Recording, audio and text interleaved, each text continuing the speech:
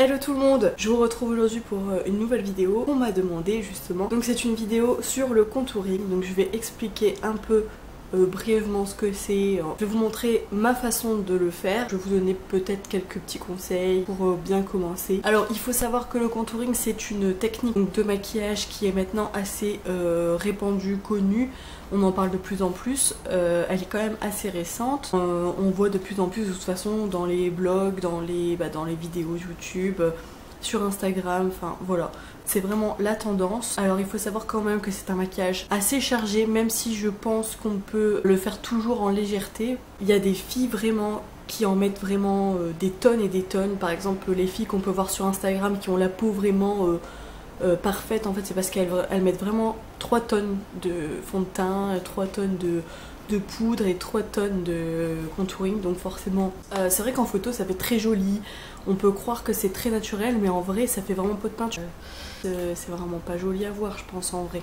Donc le contouring ça sert à quoi? Concrètement le contouring c'est pour redessiner le visage, pour resculpter, pour affiner certaines zones du visage que par exemple vous n'aimez pas. Le contouring ça sert à ça en fait, il faut jouer avec les zones d'ombre, de lumière, tout ça, donc ça je vais vous l'expliquer après. Donc il faut savoir que les premières fois quand on teste le contouring c'est pas toujours top top. Moi je sais que les premières fois que je le faisais je trouvais vraiment que c'était une catastrophe et en plus de ça j'utilisais les mauvais produits donc forcément ça allait pas.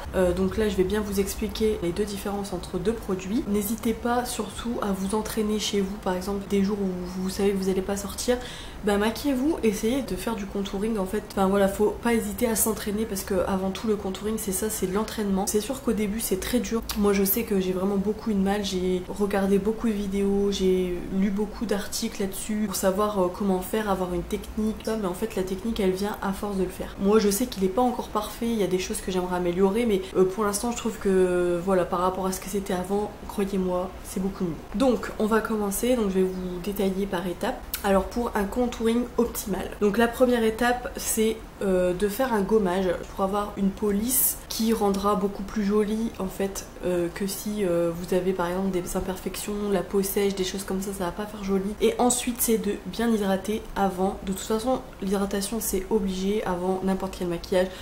Même avant votre fond de teint, si vous mettez que du fond de teint, vous devez obligatoirement vous hydrater. C'est je pense la base du maquillage, c'est ça. Ensuite la deuxième étape, donc ça sera le fond de teint. Donc essayez de prendre quand vous faites du contouring un fond de teint qui est assez léger mais qui couvre quand même assez. Par exemple celui que moi j'utilise en ce moment c'est le fond de teint infusion de chez Sephora. Il est vraiment génial parce qu'il laisse vraiment un rendu naturel et pour autant si on l'utilise par exemple en 2 couches, il couvre assez bien les imperfections. Donc moi je pense que celui-là, pour ma part, c'est celui que je préfère. Mais voilà, je pense qu'on peut tout à fait trouver des fonds de teint assez similaires qui marchent assez bien. D'ailleurs, si vous voulez, je vais vous mettre ici ou ici, je sais que la vidéo où j'utilise en fait un peu ma routine de teint du moment. Donc n'hésitez pas à aller la voir. Après le fond de teint, donc on utilise un anti-cerne donc sur les zones à illuminer pardon. Donc c'est sur la zone T, donc ici sur le menton et aussi donc l'anti-cerne forcément sous les cernes. Ensuite la troisième étape donc c'est d'utiliser une poudre translucide ou teintée. C'est vrai que si vous avez le visage assez pâle, c'est peut-être mieux d'utiliser une poudre teintée mais pas non plus, enfin je veux dire teintée de la couleur de votre peau, hein, pas plus foncée. Enfin le problème des poudres translucides c'est qu'elles ont tendance à donner quand même un teint fort pâle je trouve. Donc en fait moi ce que je fais c'est que j'utilise que sur les anti-cernes, comme ça bon, mon anti-cerne il reste clair comme vous le voyez, et sur l'ensemble du visage après j'utilise une poudre teinte. Donc quatrième étape c'est le contour, donc le contouring qu'on va faire. Donc vous avez deux possibilités, donc soit vous prenez des poudres qui pour moi est plus difficile à travailler, moi j'ai du mal, j'y arrive pas, et j'ai adopté en fait cette petite palette que j'ai achetée donc chez Kiko qui a un côté donc pour le contouring et un côté pour l'highlighter. Et en fait c'est des fards crème et franchement c'est beaucoup plus facile. Et en plus ceux-là, ce que j'aime beaucoup c'est qu'ils ont un fini poudre en fait.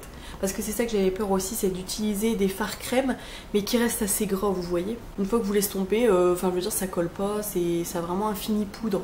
Et donc oh oui aussi très important, c'est ça que je voulais vous dire en termes de différence. Pour le contour, n'utilisez pas de bronzer parce que le bronzer, bah, comme son nom l'indique, c'est pour bronzer en fait entre guillemets, c'est pour utiliser sur les zones du visage où par exemple vous pourriez bronzer, alors que le contour c'est pour affiner les zones d'ombre. Donc pour le contour en fait ce qu'il faut utiliser c'est des marrons en fait assez froids, donc comme celui-là par exemple. Là je vais vous montrer la différence. Donc ça c'est un bronzer. Donc vous voyez les couleurs elles sont chaudes. En fait moi au tout début que je commençais à faire du contouring j'utilisais ça. Et forcément bah ça ne l'est pas parce que c'était j'avais l'impression en fait de faire un teint orangé quoi, c'était pas joli. Cinquième étape très importante, donc il faut apporter de la lumière avec l'highlighter. Donc l'highlighter donc c'est pareil, vous en avez en poudre, vous en avez en crème. Donc là pareil, bah, comme je vous ai montré, donc là l'highlighter il est là, donc c'est en crème aussi. Par contre pour l'highlighter ce que je vous conseille c'est d'utiliser en poudre parce que bizarrement autant pour le contour j'utilise en crème, autant pour l'highlighter je préfère en poudre, même si celui-là est très bien aussi, mais il est plus difficile à appliquer et il se voit peut-être un peu moins. Il fait un peu dépaqué en fait, on a l'impression qu'il y a des endroits où il y a beaucoup plus de lumière et des endroits où il y en a moins. Donc voilà, et puis en plus pas très pratique à appliquer avec le pinceau, donc on est obligé de le faire au doigt et c'est peut-être ça qui fait qu'on a dépaqué. Mais sinon il y en a en poudre, d'ailleurs je ne l'ai pas pris là pour vous le montrer, mais c'est vrai que j'en ai qui sont super bien. Je sais qu'ils en font chez Sephora, j'en sais qu'ils en font chez Kiko aussi, qui sont pas mal en poudre. Et donc vous pouvez tout simplement l'utiliser avec un pinceau par exemple comme ça pour le blush, ou enfin en fait vous pouvez l'utiliser avec n'importe quel pinceau. Il y a des pinceaux éventail aussi qui sont pas mal pour l'appliquer. Enfin voilà. Ah oui, donc l'highlighter donc se met donc ici et vous pouvez redescendre un peu donc légèrement sur la joue. Et vous pouvez en mettre sur l'arête du nez, pardon, mais légèrement, il ne faut vraiment pas en mettre une tonne. Sur le menton et un petit peu sur le front, enfin sur la zone T. Donc la dernière étape qui est optionnelle pour moi, donc c'est l'étape du bronzer, donc qui est cette poudre là. Pour cette étape là, donc qui n'est pas obligatoire, je rappelle, moi c'est très rare que je la fais. Donc là pour la vidéo je vous ai montré moi où j'en mettais. Donc moi j'en mets ici, donc là vraiment sur les côtés du front, et je redescends ici tout le tour et j'en mets un peu là, mais c'est vraiment très léger. Après il y a d'autres endroits où vous pouvez en mettre, mais moi je ne le fais pas parce que ça ne s'adapte pas à mon visage, et puis après voilà, comme je vous le disais, j'ai pas envie de ressembler à un pot de peinture. D'ailleurs si vous voulez je vais vous mettre une petite image ici qui vous montre en fait les différents contourings que vous pouvez faire suivant la forme de votre visage. Moi je me maquille vraiment comme ça quand je vais en soirée, ou alors quand je fais des vidéos par exemple, des choses comme ça, mais c'est vrai que je me maquille pas du tout tous les jours comme ça. Alors n'hésitez pas aussi à m'envoyer vos photos si vous avez réussi à le faire grâce à mes conseils. N'hésitez pas à liker la vidéo, n'hésitez pas à commenter, à me donner vos avis, vos impressions, à me donner d'autres idées de vidéos. Et voilà, et abonnez-vous aussi surtout parce que c'est gratuit, et puis vous pourrez suivre mon aventure. Donc en tout cas j'espère que cette vidéo vous aura aidé, vous aura conseillé. Voilà, donc j'espère avoir répondu à vos questions. En tout cas je vous fais de gros bisous et je vous dis à la prochaine. Prenez soin de vous. Des mots même que vous voulez, ou un prénom, enfin voilà, un peu ce que vous voulez, ce que vous trouvez joli.